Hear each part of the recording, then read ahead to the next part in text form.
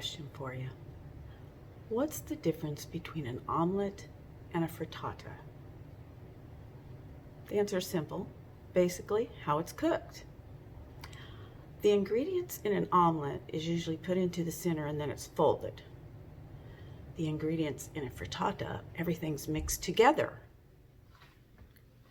But how does a vegan make a frittata without using eggs? That's what I'm going to show you today. We're going to make an eggless kale potato frittata. Hi, I'm Annette, a volunteer with Bounty and Soul, and I love food and cooking. I'm a plant-based home chef and a recent graduate from the Forks Over Knives Ultimate Cooking course.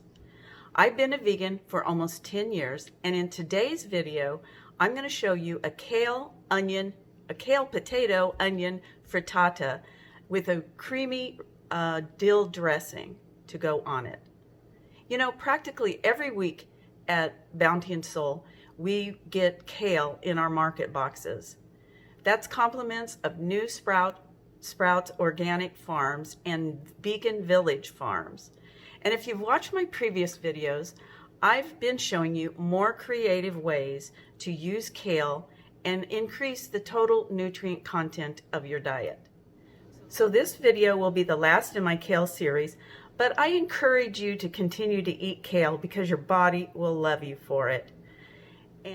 And of course, I'll probably give you plenty of other videos using kale, so let's get started. You know, frittata is just another version of an omelet.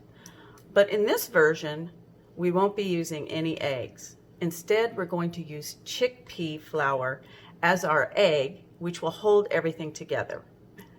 Chickpea flour is made by simply grinding the chickpeas or garbanzo beans into flour. It tastes great. It's high in fiber, it has anti-inflammatory properties, and it helps to stabilize blood sugar. That's going to be our egg.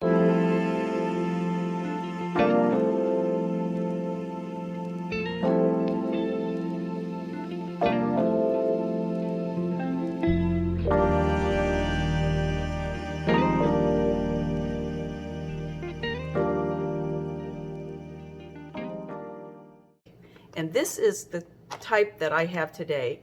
It's made by Red Mill, Bob's Red Mill, and you can get it at any kind of grocery store. So it's not impossible to find. But how do we achieve an egg flavor with when we make it with chickpea flour? We're going to be adding a special ingredient, and it's a unique salt called Kala Namak. This is an Indian type mineral salt that has a very distinctive sulfurous mineral taste. It really tastes like eggs. So for the egg part of our frittata, I'm going to need 1 cup of the garbanzo flour or the chickpea flour. That's what I'm going to do right now. I'm going to get 1 cup of it going in here. Also going to need 2 cups of unsweetened plant-based milk. I make my own soy milk, so this is soy milk. And I'm going to add that in there. I'm just going to whisk this together. Overall, this should be the consistency of light pancake batter. I have some extra water here in case I needed to thin it down, but I don't think I'm going to need to. I'm putting in a 1/2 cup of nutritional yeast,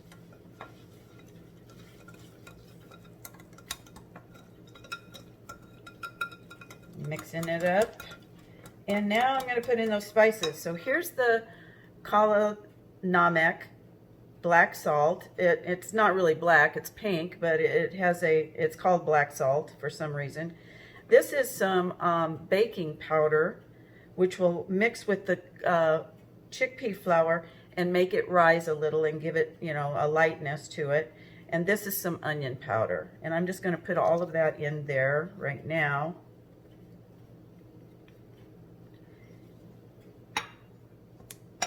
And continue to mix it up. That salt is going to make our chickpea flour, or our fake egg here, it's going to make it taste more like a real egg, you know. It smells like eggs right now. And this is just yellow mustard to give it a little tang to it. I'm adding that in.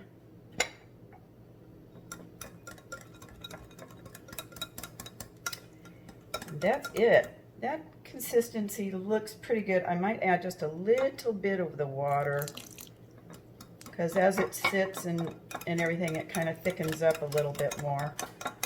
Maybe a little bit more. Don't want to add too much, but I don't want it to be too thick either.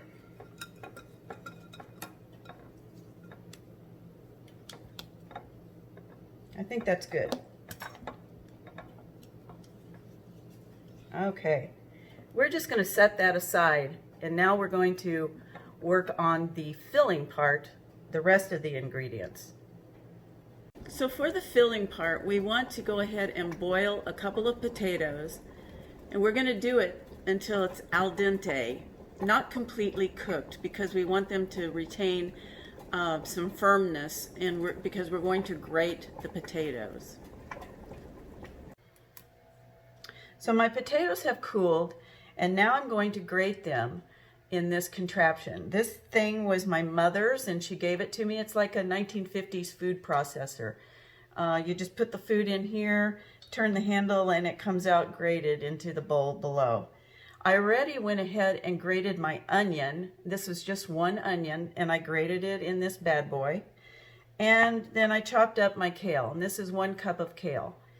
And to that, we're going to add those. We're going to add all of those ingredients to a skillet, and then we're going to add some seasoning as well. And we're going to saute those items together, and then pour the egg mixture on top of it. So I'm going to go ahead and grate these potatoes up.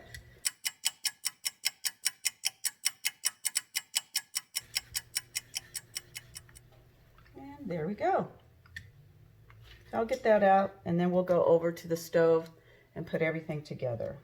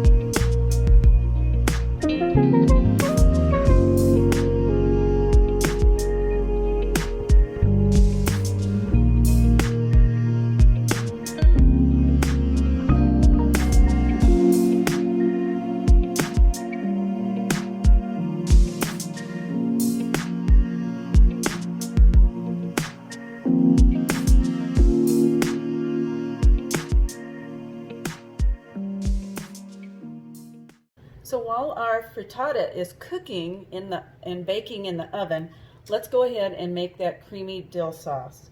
I went ahead and drained some tofu. This is some soft tofu. It's not silken, but it is soft.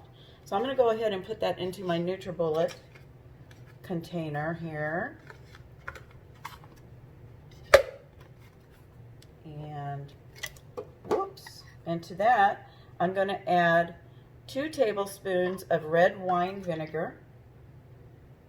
I'm going to add 2 tablespoons of lemon juice. I'm going to add 2 cloves of garlic. And I'm going to add about 1 tablespoon or so of dill weed. I took some fresh dill weed, but you could use dried as well. And then I'm going to blend that all up in my NutriBullet.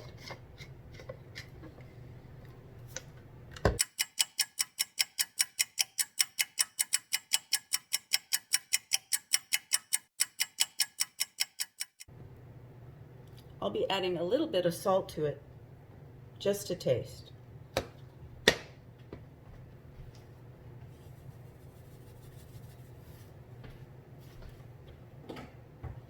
I'll just stir it up.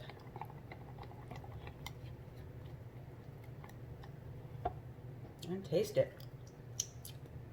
Perfect. So our frittata has cooked and it's baked about 30 minutes in the oven. And I pulled it out, and doesn't it look great? I cut off a slice of it, a piece of it, and I topped it with the Creamy Dill Dressing. And now I'm going to enjoy it. But I hope you liked this recipe of the Kale-Potato-Onion Frittata, and we'll give it a try. If you have any other ideas on how to incorporate kale into your diet, please comment below. I love to hear your comments. And also, if you have any ideas for upcoming videos, comment below as well.